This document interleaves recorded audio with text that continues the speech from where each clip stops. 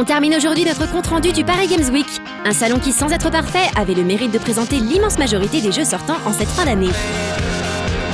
Au rayon des surprises, on pouvait retrouver un stand Disney dont les apparitions dans les salons français sont plutôt rares. Deux jeux étaient présentés, Epic Mickey et les adaptations du film Tron Evolution. On présente deux jeux sur le stand Disney cette année, donc Disney Epic Mickey qu'on présente de ce côté-là. C'est un jeu qui a été créé par Warren Spector. Donc il a pour univers en fait le monde de la désolation, qui est le monde de tous les personnages oubliés de Disney.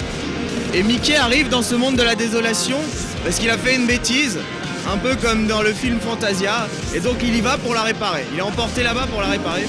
Là il va croiser Oswald, qui est le premier personnage dessiné par Walt Disney, qui est un peu son frère.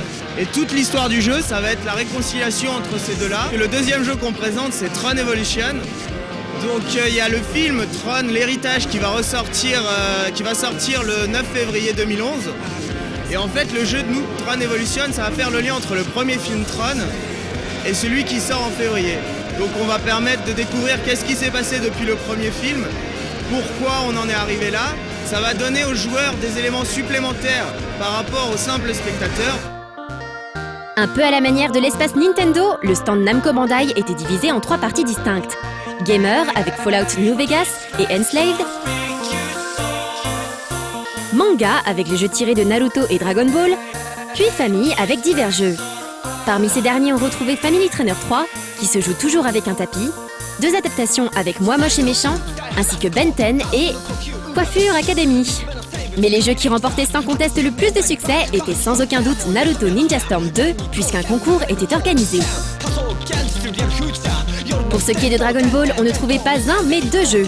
Le premier étant Dragon Ball Z Tenkaichi Tag Team sur PSP, qui comme son nom l'indique propose des combats en équipe, et le second qui devrait sortir sur console HD cette semaine n'est autre que Dragon Ball Raging Blast 2. Pour l'anecdote, l'une des PSP de démonstration qui faisait tourner DBZ Tenkaichi Tag Team a été démontée et volée sur le stand. Konami s'est quant à lui fait un peu discret durant ce salon, ne présentant que sa simulation de rap Def Jam Rap Star. Fort de son expérience avec Karaoke Revolution et surfant sur la vague des SingStar et autres lips, l'éditeur japonais n'a pas lésiné sur la tracklist.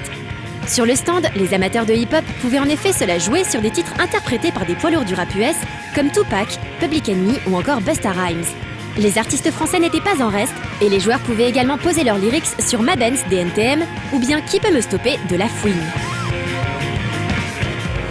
Le stand du géant américain EA proposait des titres plus ou moins inspirés, dont quelques suites comme FIFA 11, les Sims 3 ou encore Rock Band 3. La réponse au UFC de THQ, EA Sports MMA était quant à elle présentée dans une cage, histoire de faire dans l'authenticité. D'autres jeux 18+, cette fois-ci, étaient également jouables comme l'impressionnant Dead Space 2, mais on vous en reparlera dans le cadre de la bimensuelle consacrée à ces titres. Mais ce qui attirait l'œil sur le stand EA, c'était incontestablement les superbes bolides présents pour Need for Speed Hot Pursuit. Quoique, pas sûr que les bolides aient été le vrai point d'attraction. Comme on pouvait s'y attendre, le stand Xbox mettait en avant son accessoire du moment, Kinect. On pouvait trouver ici une partie des titres qui seront présents lors du lancement de l'accessoire de Microsoft comme Kinectimals, Kinect Sports ou encore Kinect Adventure, l'occasion pour nous de constater que la reconnaissance des mouvements n'était pas encore totalement au point. La scène principale du stand proposait quant à elle de se dégourdir les pattes avec Dance Central ou Your Shape Fitness Evolved. Outre le très attendu Gears of War 3, dont on vous reparlera sans aucun doute, on pouvait aussi assister là-bas à la présentation de Fable 3, critiquée dans ce 101%. Mais l'éditeur qui s'est clairement démarqué durant ce Paris Games Week est sans aucun doute Sony, avec sa PlayStation City. Un espace de 1500 m² agencé comme une mini-ville avec en son sein plus de 400 bornes faisant tourner une trentaine de jeux.